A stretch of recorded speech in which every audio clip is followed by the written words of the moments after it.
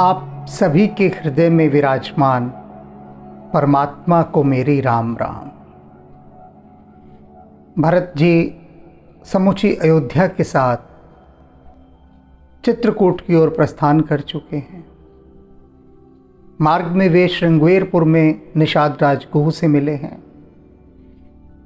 भरत जी का और निषाद राज गुह का मिलन हुआ और निषाद राज इस समय इतने आनंद की लहर पर उड़ते जा रहे हैं कि जिसका कोई हिसाब किताब ही नहीं है। क्योंकि अब से कुछ देर पहले निषाद राज गुह भरत के विषय में न जाने कितना अशुभ सोच रहे थे और भरत जी का उनकी सेना के साथ नाश करने की बात सोच रहे थे। और इधर भरत जी ने जिस प्रकार से उनको अपने हृदय से लगाया, उस स्नेह को, उस प्रेम को अनुभव करके निषाद राज अपने जीवन को धन्य अनुभव कर रहे हैं। किस प्रकार से वे अपनी धन्यता को अनुभव कर रहे हैं, उसे समझने के लिए हमें निषाद राज गुह के हृदय में उतरना होगा। उसके बिना नहीं समझा जा सकता। जो पा चुका है, जो पा रहा है अभी राम का प्रेम, उससे ही पूछते हैं कि बता कैसा है इसका स्वाद। राम राम कह जे जमुहाही, तिनिहिन पाप पुंज समुहाही। यह तो राम लाई उर्लीना, कुल समेत जग पावन कीना। कहते हैं कि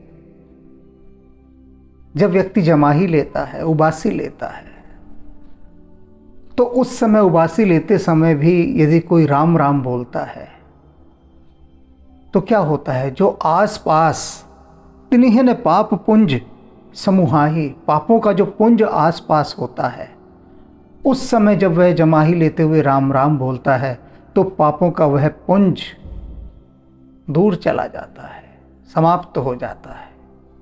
सिर्फ राम का नाम लेते समय, और राम का नाम उस समय वह मन से भी नहीं ले रहा। जब व्यक्ति उबासी लेता है और उस समय राम राम बोलता है तो उस समय कोई वो भक्ति भाव में थोड़ी ना है, बस एक यंत्रवत मशीन की तरह वह राम राम बोल रहा है। तो कहते हैं कि जब ऐसी स्थिति में भी राम राम कोई बोलता है तो भी पापों का पुंज दूर चला जाता है।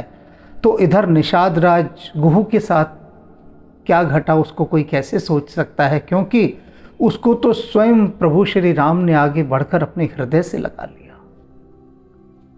जिसे हृदय से लगा लिया स्वयं प्रभु राम ने, सोचिए पाप वहां कहां ठहरेगा, कहां ठहरेगा। इतना प्रभाव राम के नाम का है कि जमाई लेते ही जब कोई उसे बोलता है तो पापों के पुंज समाप्त हो जाते हैं। और यहां तो पूरा जितना भी निषाद राज गुह का पुण्य का भंडार है, सुकृतों का भंडार है, सब कैश हो गया, राम ने गले से लगा लिया। कुल समेत जग पावन कीना, और कुल के साथ उसको पावन कर दिया, पवित्र कर दिया। केवल निषाद ही नहीं पावन हुआ, स्वयं पूरा कुल। कर्म नाश जल सुरसर पर ही, तेही को कहीं शीस नहीं धरे हैं। कहते राम नाम की महिमा कैसी है, गंगा के समान है कि जो भी गंगा में समा जाता है, समाने के बाद वह कितना ही दोषपूर्ण क्यों ना हो, उसके सारे दोष मिट जाते हैं और वह गंगा ही कहलाता है। उदाहरण कितना सुंदर दे रहे हैं। कर्म नाश जल सरसरी पर ही, कर्म नाशा नदी का जल जब गंगा में पड़ता है तो फिर कर्मनाशा को सब सिर पर धारण करते हैं, तेहू को कहू शीस नहीं धरे, जिसके जल को कोई छूता भी नहीं है। कर्मनाशा नदी के जल को उसे लोग फिर सिर पर धारण करते हैं अपने। आपने नदी में देखा होगा, जब स्नान करते हैं या वैसी जल छूते हैं तो जल छूने के बाद ऐसे लगाते हैं लोग सिर पर धारण करते हैं जल को। तो कह रहे निषाद राज गुहू कि मैं तो कर्मनाशा नदी के जल के समान हूं। कर्मनाशा नदी एक ऐसी नदी है जिसके जल को कोई छूता भी नहीं। उसके किनारे रहने वाले लोग कहते हैं हम प्यासे मर जाएंगे, पर इस नदी के जल का स्पर्श भी नहीं करेंगे, इतना भय खाते हैं।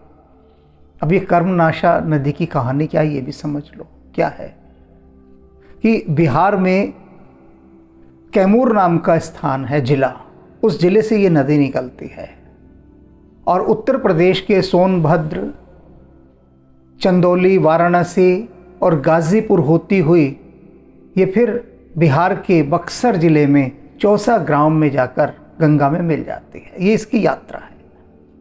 इतनी लंबी यात्रा में इस कर्मनाशा नदी के जल को कोई छूता भी नहीं है। क्यों? नाम ही इसका ऐसा है कि कर्मों का नाश कर देने वाली। आपने जो भी कर्म किए हैं, पुरुषार्थ किए हैं, कार्य किए हैं, उन सब को समाप्त कर देती है, कोई उनका प्रभाव नहीं रहता। तो जो आपके पुण्यों का ही नाश कर दे ऐसी नदी, उसको कौन छुएगा भला? कौन छुएगा?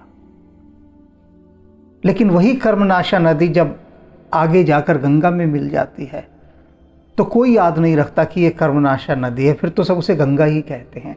इसी तरह से निषाद राज कहते हैं मैं कर्मनाशा नदी हूँ, और जैसे ही राम ने अपने हृदय से मिला लिया मुझे, तो मैं राम के समान ही लोगों के लिए सम्मान का पात्र हो गया। कर्मनाशा नदी, इसके बारे में मैं आपको बता दूं क्या है। राजा हरिश्चंद्र के पिता हुए सत्यव्रत, और वे थे वशिष्ठ के शिष्य। तो एक दिन गुरुदेव वशिष्ठ से वे बोले कि मेरी इच्छा है सदेह स्वर्ग जाने की, आप मुझे वहां भेज दीजिए। तब सदेह स्वर्ग तो जाया ही नहीं जा सकता। स्वर्गवासी तो तभी बनते हैं जब देह नहीं रहती। वशिष्ठ ने कहा देखो, तुम अभी तैयार नहीं हो सदेह स्वर्ग जाने के लिए, उसके लिए तो एक भिन्न प्रकार का गुणधर्म चाहिए होता है, और अभी तुम उच्चता के उस स्तर तक नहीं पहुंचे हो कि तुम्हें सदेह स्वर्ग भेजा जा सके। तो मना कर दिया वशिष्ठ ने। अब बहुत निराश हुए सत्यव्रत।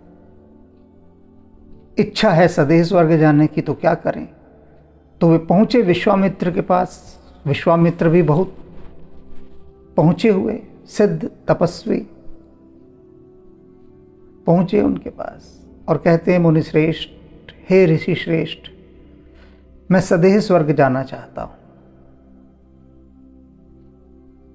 विश्वामित्र ने कहा भाई तुम तो वशिष्ठ के शिष्य हो, तुम्हें क्या समस्या, वो तो तत्काल तुम्हें भेज सकते हैं।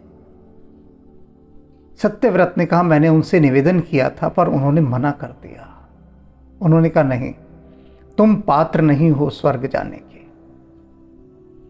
अब जब विश्वामित्र ने यह सुना तो उन्होंने कहा तुम चिंता मत करो, मैं भेजता हूं। क्योंकि विश्वामित्र और वशिष्ठ की उन दिनों बहुत शत्रुता चल रही थी। विश्वामित्र भयंकर रूप से वशिष्ठ के शत्रु हो गए थे। तो गुरुदेव वशिष्ठ को नीचा दिखाने के लिए उन्होंने कहा चिंता मत कर सत्यव्रत, मैं तुझे अपने तपोबल से सदेह स्वर्ग भेजता हूं। और भेज भी दिया। जब स्वर्ग में पहुंचा सत्यव्रत तो देवराज इंद्र बहुत कुपित हुए और उन्होंने उसे स्वर्ग से नीचे फेंक दिया। अब जब स्वर्ग से नीचे फेंका जा रहा था तो वह चिल्लाया विश्वामित्र की ओर देखकर। विश्वामित्र ने उसे अपने तपोबल से वहीं रोक दिया कि तू ठहर जा। और देवराज इंद्र के साथ उनका युद्ध हुआ। तो जब वो अधर में लटका रहा तो वो त्रिशंकु कहलाया। उल्टा लटका हुआ है और उल्टे लटके लटके उसके मुंह की जो लार है वो नीचे गिरती रही, थूक उसका। तो कहते हैं उसकी जो लार नीचे गिरती रही उससे जो नदी बनी उसे कर्मनाशा नदी कहते हैं। और उधर वशिष्ठ ने उसे शाप दे दिया कि जा तू चांडाल हो जा। तो चांडाल के मुंह से गिरती हुई लार से ये कर्मनाशा नदी बनी। तो इस शापित नदी के जल का कोई स्पर्श नहीं करता,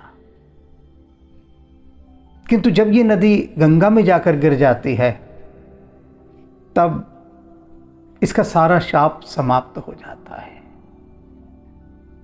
तो राम से जब जो जीवात्मा मिल जाती है, मिलने के बाद उसके कोई पाप कोई शाप कुछ नहीं रहते, वह पतित पावन हो जाती है।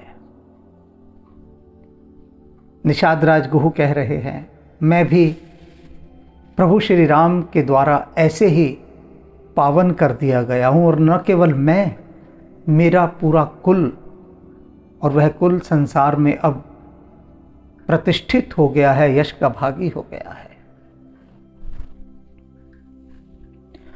करम नास जल सुरसर परिहें, जेहे को कहूँ शीस नहीं धरी हैं, उल्टा नाम जपत जग जाना, वाल्मीकि भय ब्रह्म समाना। राम नाम की महिमा देखिए क्या है कि इसको उल्टा जपा था, और उल्टा जपने से ही सीधा जपो तब तो न जाने क्या होगा, और उल्टा जपने का ही चमत्कार देखिए। वाल्मीकि पहले लुटेरे थे, लूटते थे लोगों का सामान, तो नारद मुनि ने इनको एक मंत्र दिया कि तुम इसे जपा करो, और मंत्र भी क्या था? राम राम राम राम, तुम राम नाम का मंत्र जपा करो। और इससे भी पहले की कहानी आप सभी जानते होंगे कि नारद मुनि वहाँ से निकल रहे थे, तो बाल्याभील था इनका नाम।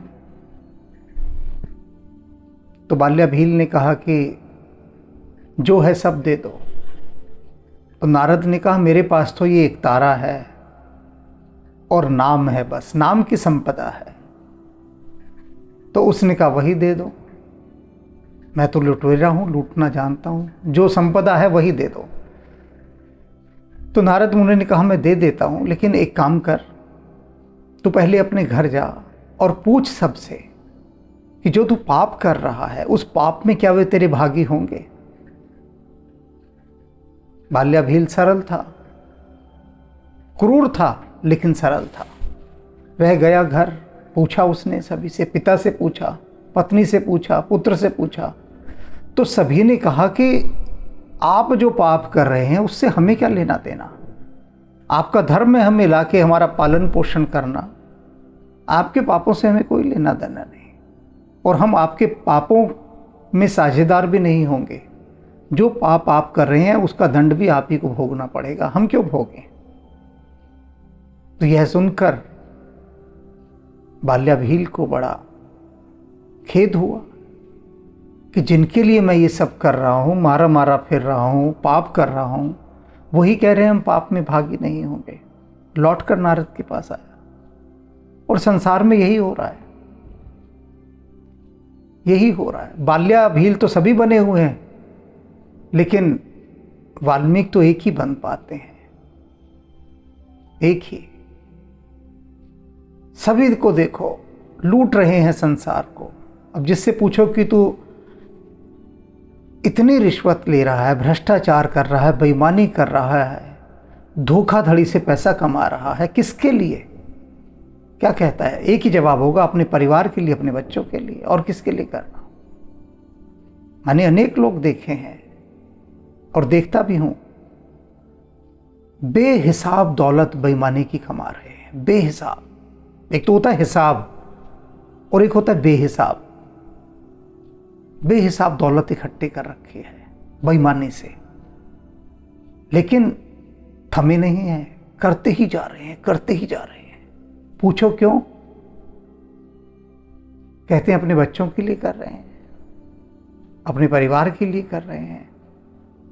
पाप का धन उनके लिए इकट्ठा किए जा रहे हैं, और इतना इकट्ठा कर लिया है कि करीबन 10 पीढ़ियां बैठ के खाएं। पहले तो 7 पीढ़ियों की बात की जाती थी, मैं 10 की कर रहा हूँ, 3 और जोड़ देता हूँ, महंगाई बढ़ गई है। 10 पीढ़ियां अगर बैठ के खाएं तो खाते रहें। इतना बेईमानी का पैसा इकट्ठा किया है, बेईमानी का। तो वही बात यहां उठी। लौटा भी बाल्या भील नारद जी के पास, दुखी था। उसने कहा कि आप मुझे मार्ग दिखाइए। नारद ने कहा मैं तुझे एक मंत्र देता हूं, इसका जाप कर। और मंत्र राम का नाम दिया। अब बाल्या भील पढ़ा लिखा तो था नहीं, याद नहीं रहा क्या कहा था। नारद ने कहा था राम का नाम जपा कर। उसने तो जीवन में मारना ही सीखा था। तो उसने थोड़ा बहुत सोचा विचारा, और फिर सोचने लगा कि नारद ने जो नाम दिया था वो मरा दिया था, कि मरा मरा का जाप कर। बड़ा आसान है उसके लिए मरा मरा का जाप करना। तो वो लगातार तेजी से मरा मरा मरा मरा मरा मरा करता रहा, और मरा मरा मरा बोलते बोलते वो मरा शब्द से वो राम राम राम राम बोलने लगा। आप भी बोल के देखिए, क्योंकि मरे तो पड़े हैं सब, दुखों से मरे पड़े हैं, कष्टों से मरे पड़े हैं, अज्ञान से मरे पड़े हैं, माया के संताप से मरे पड़े हैं सभी। तो मरा मरा का ही जाप करो लगातार तेजी से। और तेजी से जब मरा मरा मरा मरा मरा बोलोगे तो देखोगे मरा हुआ तो कहीं मर ही जाएगा और राम रह जाएगा शेष। तो ऐसी तारी लगी, ऐसी धुन लगी बाल्या भील को कि ये जो राम शब्द था, उस राम शब्द ने बाल्या भील को भगवान वाल्मीकि बना दिया। भगवान वाल्मीकि कहते हैं कैसी अभूतपूर्व प्रगति, उत्थान, उद्धार जगत में हुए अभी तक अपूर्व उद्धारों में से भगवान वाल्मीकि सर्वोत्कृष्ट उदाहरण है। कि जो डाकू से सीधा भगवान बन गए, ऐसा उदाहरण, अपूर्व उदाहरण। भगवान वाल्मीकि की महिमा तुलसीदास जी के शब्दों में कहूं तो गाई नहीं जा सकती, ऐसी महिमा है भगवान वाल्मीकि की। तो ये राम का नाम निषाद राज गुहू कह रहे हैं ऐसा है। अपने हृदय में इतनी उनकी महिमा राम के नाम की। वाल्मीकि भय ब्रह्म समाना, स्वपच सबर खस जमन जड़, पावर कोल किरात, राम कहत पावन परम, होत भुवन विख्यात। निषाद राज गुहू इस बात को समझ रहे हैं, अनुभव कर रहे हैं कि संसार में इतनी जातियां हैं जिनको सम्मान की दृष्टि से नहीं देखा जाता। मूर्ख, पामर, चांडाल, शबर, खस, यवन, कौल और किरात कितने हैं, लेकिन राम नाम राम नाम राम नाम लेते लेते लेते लेते जगत में इतनी विख्यात हो गई, ये यशस्वी हो गई इतनी अधिक कि फिर किसी ने इनको यह कहने का साहस नहीं किया कि ये अपवित्र हैं। राम का नाम जिसने छू लिया उसे फिर कौन अपवित्र कह सकता है। नहीं अचिरज जुग जुग चल आई, कहीं ने दीन ही रघुबीर बढ़ाई। कहते युग युग से यह बात सबको आश्चर्यचकित कर रही है, ये रीति चली आई है, बता रही है कि वह कौन है जिसको राम ने बढ़ाई नहीं दी। राम के संपर्क में जो आया, राम ने उसको बढ़ाई दे दी, यश दे दिया, सम्मान दे दिया। जो भी आया, कोई भी ऐसा नहीं रहा अछूता कि जो राम के संपर्क में आया हो और उसका उद्धार ना हुआ हो। राम नाम महिमा सुर कहीं, देवता तक राम नाम की महिमा कहते हैं। सुन सुन अवध लोग सुख लहीं, और इस बात को सुनकर कि देवता भी राम की महिमा का बखान करते हैं, अवध के लोग बहुत सुखी हो रहे हैं। अयोध्यावासी राम सखी ही मिल भरत सप्रेमा, पूछ कुशल सुमंगल खेमा। अब जब भरत जी निषाद राज गुहू से आलिंगनबद्ध होकर मिल चुके तो वे उनसे उनका कुशल क्षेम पूछते हैं। बताइए निषाद राज गुहू, आपके परिवार में सब कुशल मंगल है ना? पूछा उन्होंने कुशल से। देख भरत कर सील स्नेहु, भा निषाद तेहि समय विदेहु। निषाद राज गुहू उस समय भरत जी के उस स्नेह को देखकर, उनकी आत्मीयता को देखकर, उनके प्रेम को देखकर, उनके द्वारा दिए गए सम्मान को देखकर विदेह हो गए। विदेह होना मैंने क्या, अपनी देह की सुध बुध ही खो बैठे। विदेह कहते हैं जिसको देह का बोध ना रहे। महाराज जनक के लिए कहा जाता था कि वो देहातीत हैं, लेकिन यहाँ विदेह किस लिए? निषाद राज गुहू को विदेह क्यों कहा गया है? कि इतना प्रेम, इतना सम्मान, इतनी आत्मीयता पाकर भरत जी से निषाद राज गुहू ऐसे सुध बुध खो बैठे अपनी, कि शरीर है भी या नहीं है इसका भी बोध नहीं रहा। समझाऊं? सोच रहे होंगे कि इसको भी समझाऊं। ऐसे उदाहरण मैं अनेक बार दे चुका हूं, फिर बता देता हूं, क्योंकि आपको अगर उदाहरण राजनीति से दिए जाएं, फिल्मों से दिए जाएं, तो बहुत जल्दी समझते हो और उतर जाते हैं एकदम अंदर, हलक के नीचे से जाते हुए दिलो दिमाग पर पूरे छा जाते हैं। तो मैं वहीं से उदाहरण देता हूं। मानकर चलिए आप जहां रहते हैं वहां आपको पता लगे अचानक कि प्रधानमंत्री या राष्ट्रपति आ गए हैं, और आप यूं ही चले जाएं और आगे बढ़कर प्रधानमंत्री आपको हृदय से लगा लें या राष्ट्रपति, तो उस समय क्या दशा होगी आपकी? सोचिए, कल्पना कीजिए। विदेह हो जाएंगे आप, देह की सुध बुध खो बैठेंगे, सोचेंगे यही कि अरे मुझ पापी ने कौन सा ऐसा पुण्य किया था कि देश का प्रधानमंत्री आकर मुझे गले से लगा लिया, राष्ट्रपति महोदय ने। ये दोनों जो परमादरणीय माननीय हस्ती हैं, ऐसी माननीय हस्तियों ने हमें आकर अपने हृदय से लगा लिया। कैसा नाच उठेगा, पैरों में घूंघर बंध जाएंगे, लगेगा जन्म सफल हो गया, मेरी तो पीढ़ियों की पीढ़ियां पार उतर गई कि प्रधानमंत्री और राष्ट्रपति ने आके गले से लगा लिया। यहां से बात समझ में आ रही है। और ये प्रधानमंत्री और राष्ट्रपति क्या हैं? ये हमारे प्रतिनिधि हैं, मात्र जनप्रतिनिधि, कोई आध्यात्मिक दिव्य आत्माएं नहीं हैं। हम तुम जैसे ही हैं, हम तुम जैसे। और ये तो स्वयं को हमारा सेवक कहते हैं, और जिसे स्वयं परमात्मा आकर हृदय से लगा ले, उसकी क्या स्थिति होगी? सोचिए, सोचिए क्या स्थिति होगी। यहां से आप अनुमान लगा सकते हैं कि जब निषाद राज गुहू को भरत जी हृदय से लगा रहे हैं, कैसे सुधबुध खो बैठे हैं। सकुच स्नेहु मोद मन बाढ़ा, उनके हृदय में तो बाढ़ आ गई थी। किस चीज की बाढ़? सबसे पहले कह रहे संकोच की बाढ़। संकुचित हो गए निषाद राज गुहू दो कारणों से। पहले में तो शर्म आ रही है अपने ऊपर। क्या शर्म आ रही है? कि देखो, जब मैंने सुना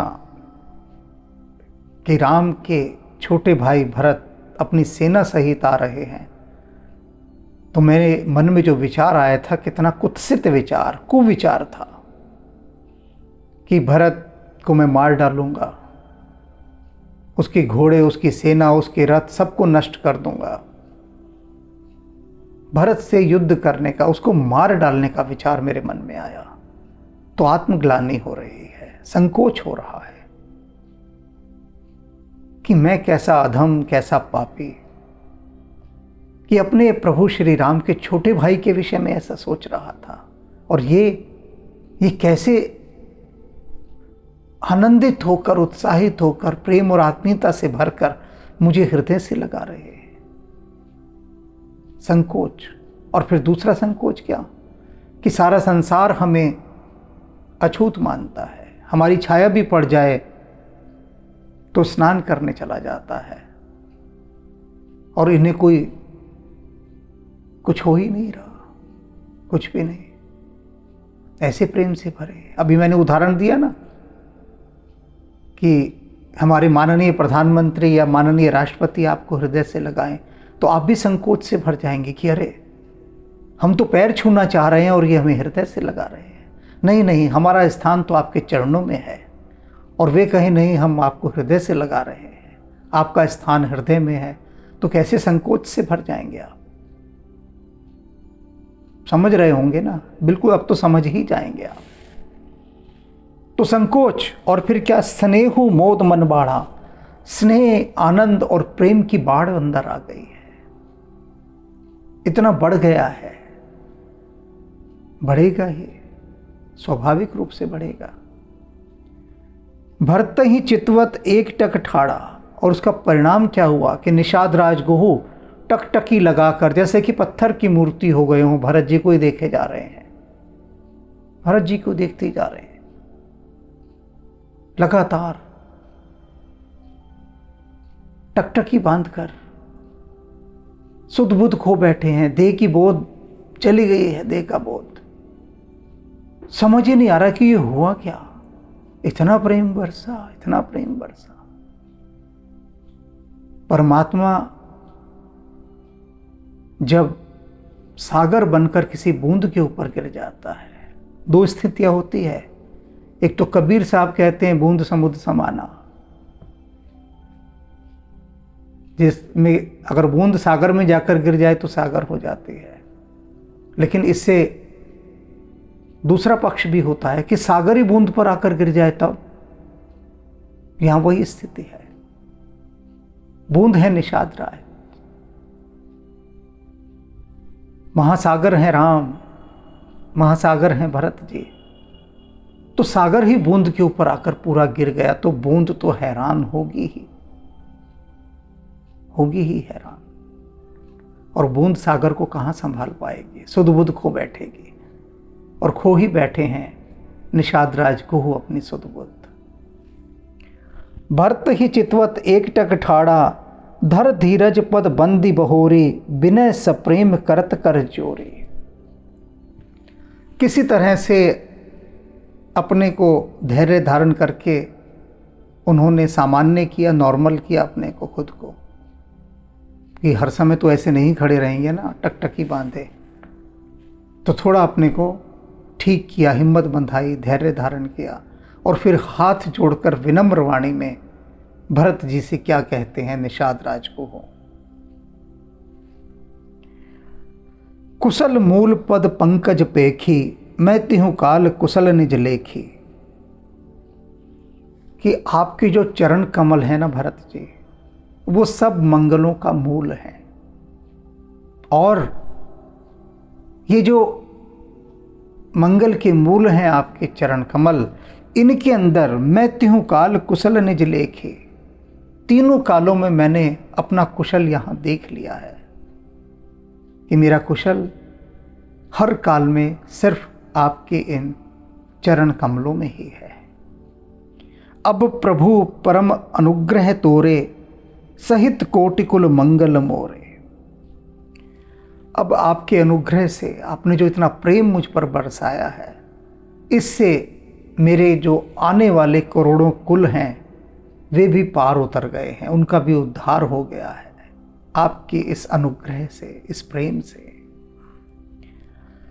समुझ मोर करतूत कुल, प्रभु महिमा जिये जोई। निषाद राज गुहू कह रहे मैं क्या हूं, मैं अधम नीच, मेरी करतूतें क्या हैं, मेरे काम क्या हैं।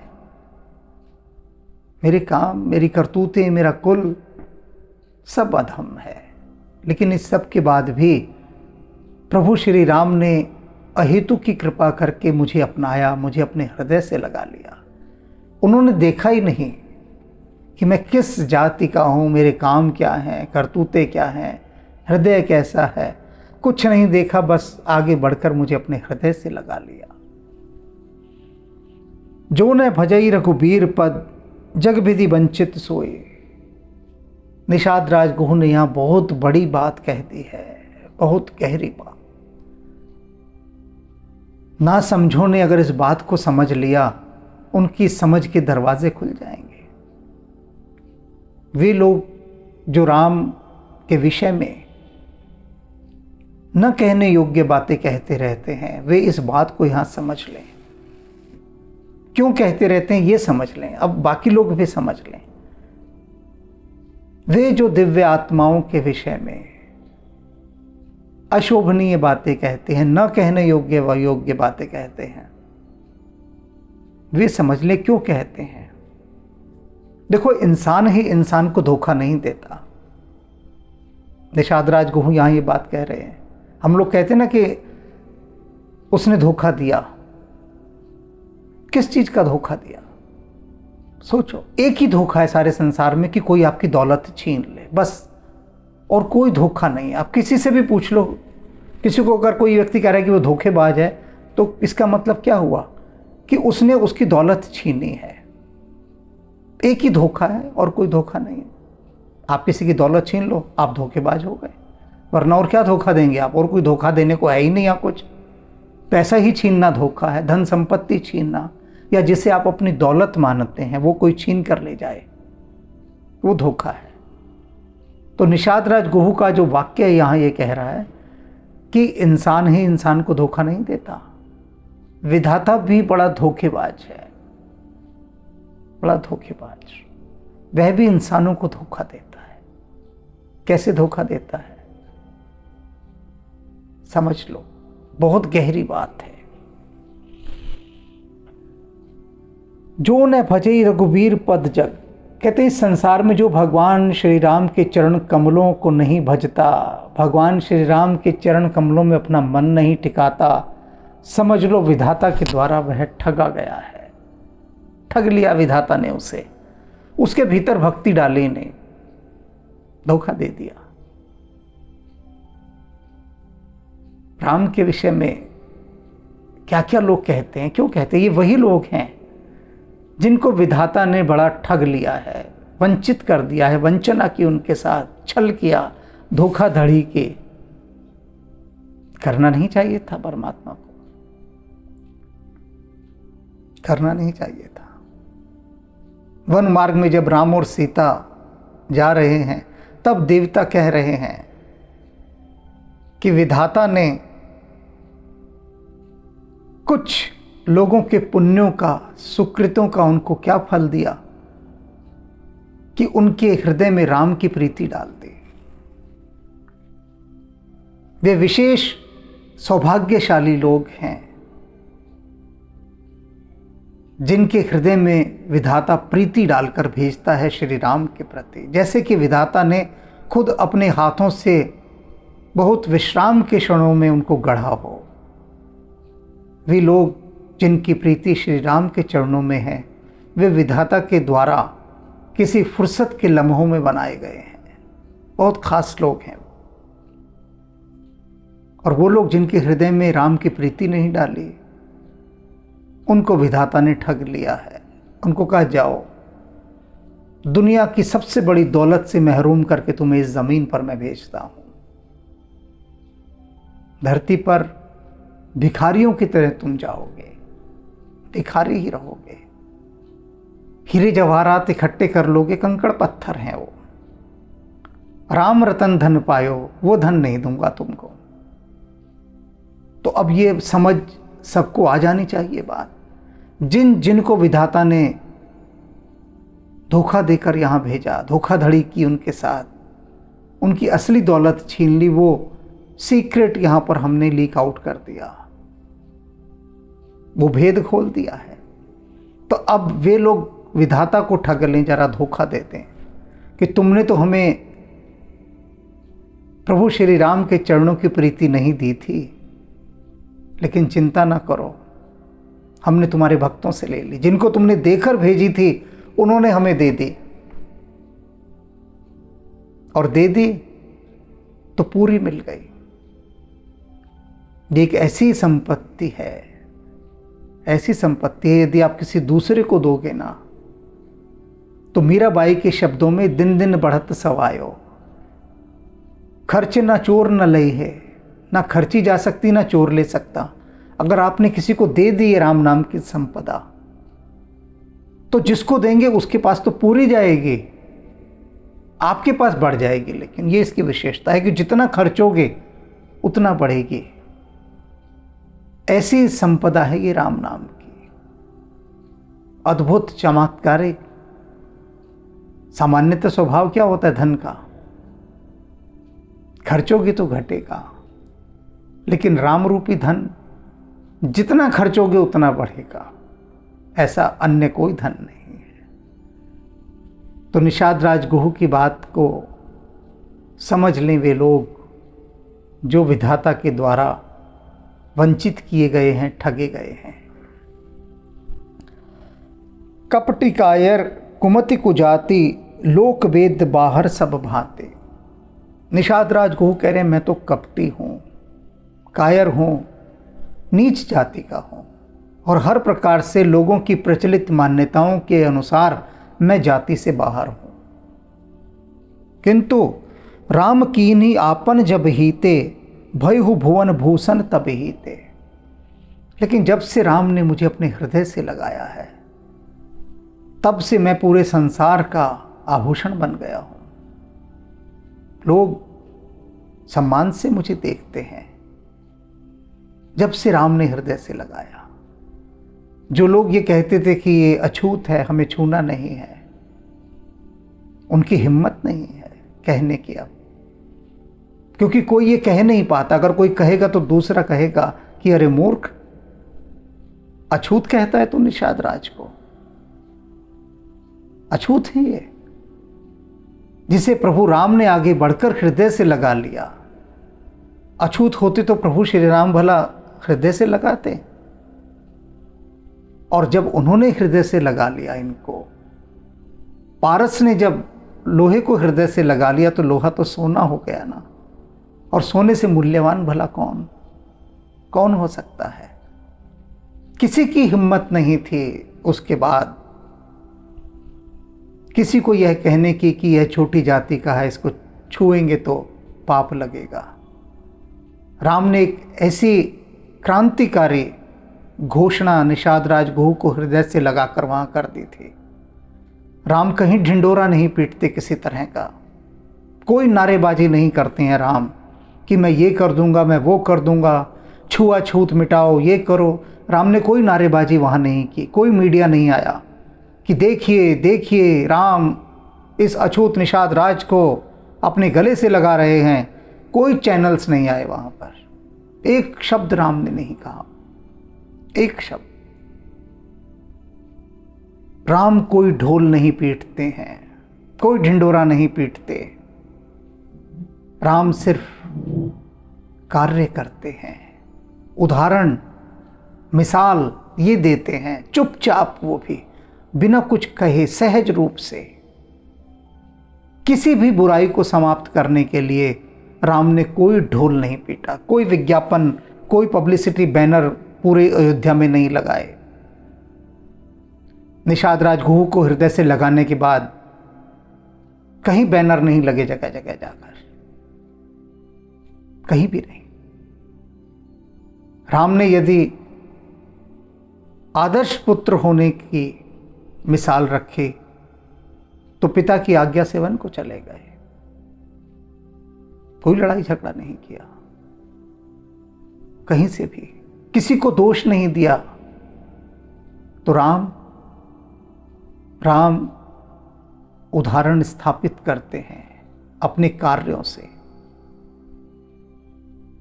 मुझे याद है एक मैंने निबंध कहीं पढ़ा था कि हमारे माननीय राष्ट्रपति हुए हैं जाकिर हुसैन जी। तो जाकिर हुसैन साहब ने एक जगह कहीं फरमाया कि हमारे देश के नेताओं को बोलने की बहुत आदत है। वो काम कम करते हैं, बातें बहुत ज्यादा करते हैं। तो ये प्रभु राम स्पष्ट दिखा रहे हैं, कोई बात नहीं करते हैं प्रभु राम। राम के चरित्र को यदि कोई भी देख ले, विशेष रूप से राजनेता देख लें और उतारने का प्रयास करें, तो राम ही हो जाएं।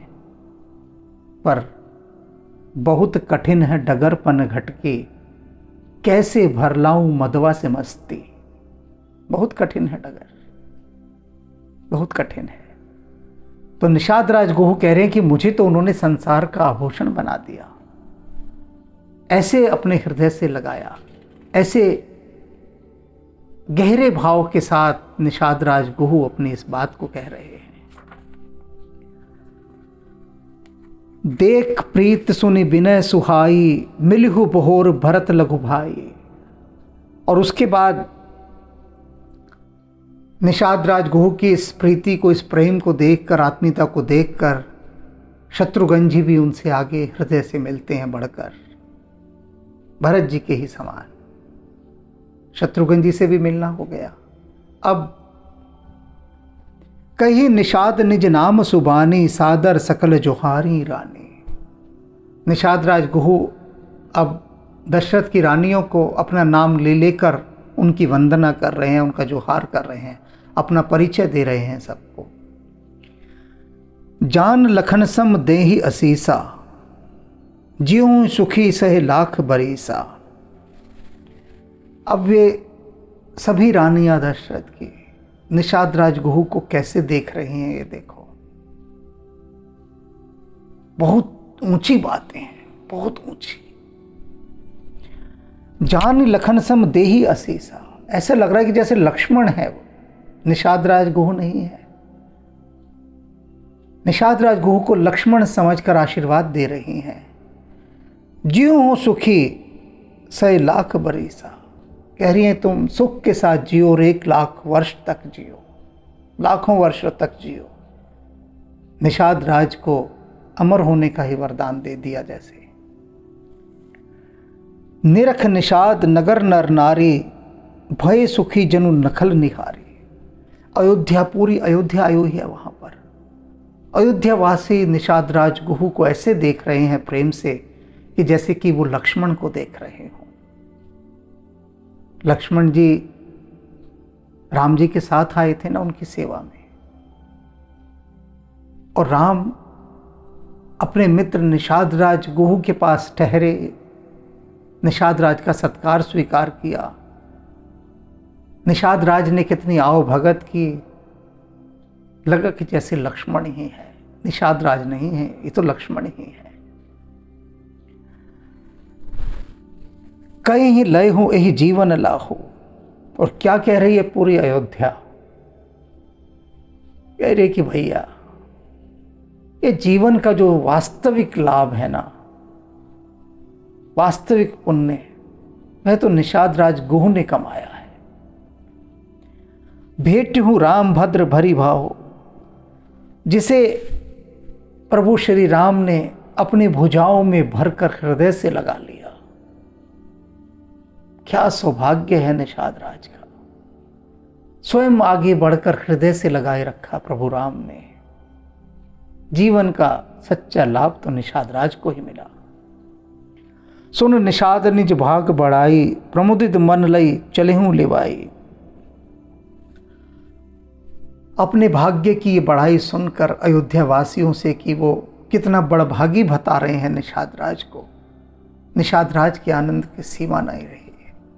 और अब निषाद राज गुह भरत जी को अपने साथ लेकर चलते हैं कि आइए मेरे साथ चलिए, सादर लिवा लेते हैं उन्हें अपने साथ। सनकारे सेवक सकल, जितने उनके सेवक थे उनको उन्होंने इशारा किया। चले स्वामी रुख पाए, और अपने स्वामी का रुख पाकर, इशारा पाकर सारे सेवक समझ गए कि निषाद राज गुह क्या कहना चाह रहे हैं। अभी भरत जी को कहा है कि आइए मेरे साथ चलिए।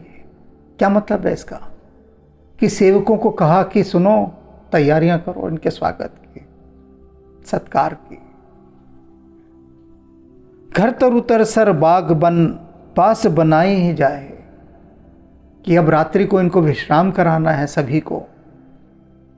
सारे सेवक समझ गए इशारा और सब ने उनके ठहरने की व्यवस्था करनी आरंभ कर दी। पेड़ों के नीचे, तालाबों के किनारे, जहाँ जहाँ जो स्थान मिला, सबके लिए अब व्यवस्था की जा रही है। समूचा श्रृंगवेरपुर, निषाद राज गुह के सारे सैनिक, सेवक सब भरत जी और उनके इस काफिले की सेवा करने में लग गए हैं। श्रृंगवेरपुर भरत दीख जब, भेष स्नेह सब अंग शिथिल तब। निषाद राज गुह ने जब बताया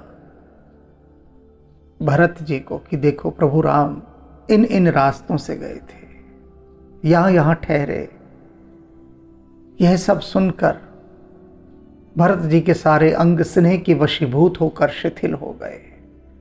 उनके भीतर कपकपी उठ गई प्रेम की, स्पंदित हो गया पूरा शरीर यह सुनकर कि मेरे प्रभु राम यहाँ यहाँ गए थे।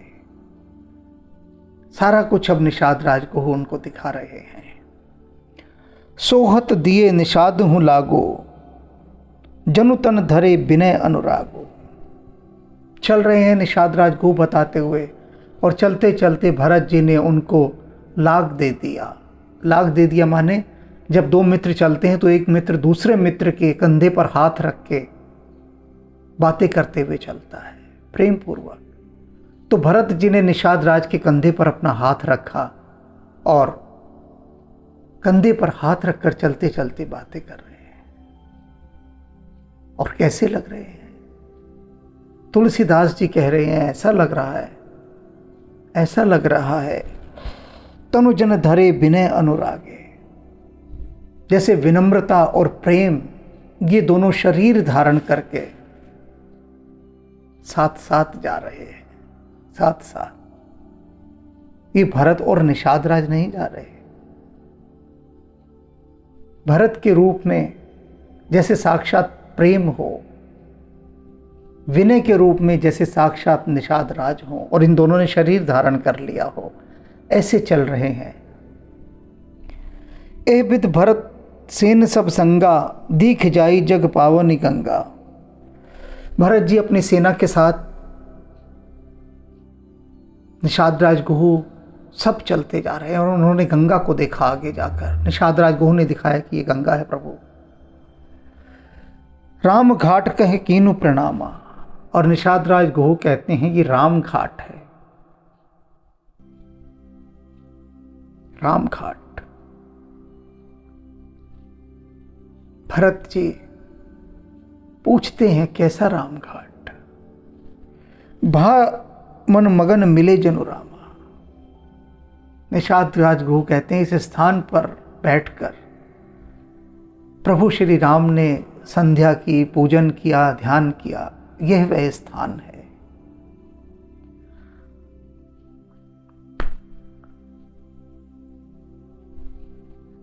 भरत जी उस स्थान पर जाकर बैठ जाते हैं और बैठते ही ऐसा अनुभव करते हैं जैसे कि वे साक्षात प्रभु राम से मिल रहे हो।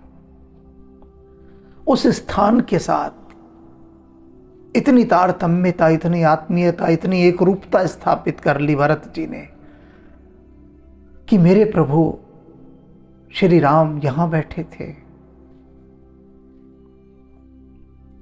इस स्थान पर बैठकर उन्होंने संध्या पूजन किया, खो गए, लीन हो गए वहीं भरत जी।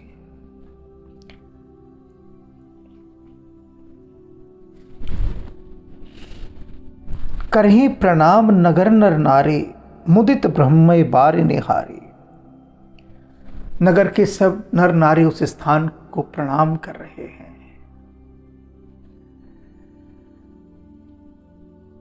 मुदित ब्रह्मय बार निहारी, और प्रसन्न हो रहे हैं गंगा के इस ब्रह्म रूप जल को देखकर। कर मज्जन मागे ही कर जोरी, रामचंद्र पद प्रीति न थोरी। गंगा मैया के जल का स्पर्श किया, उसमें स्नान किया, गंगा मैया के जल को हाथ में लिया, हाथ में लेकर उनसे एक ही चीज मांगी गंगा मैया से। सभी अयोध्यावासियों ने, भरत जी ने एक ही चीज मांगी गंगा मैया से कि गंगा मैया, प्रभु राम के चरणों में हमारी प्रीति कभी कम ना हो, कभी कम ना हो, कभी कम ना हो। जय गंगा मैया की।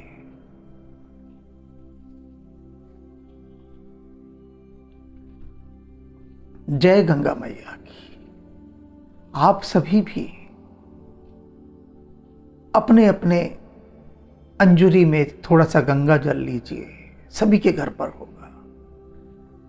अनुभव कीजिए आप भी उस राम घाट पर बैठे हैं जहां हमारे भरत जी हैं, और भरत जी के साथ आप भी गंगा जल हाथ में लेकर गंगा मैया से ही मांगो कि हे मैया, प्रभु श्री राम के चरणों में हमारी प्रीति कभी कम ना हो, कभी कम ना हो, कभी कम ना हो।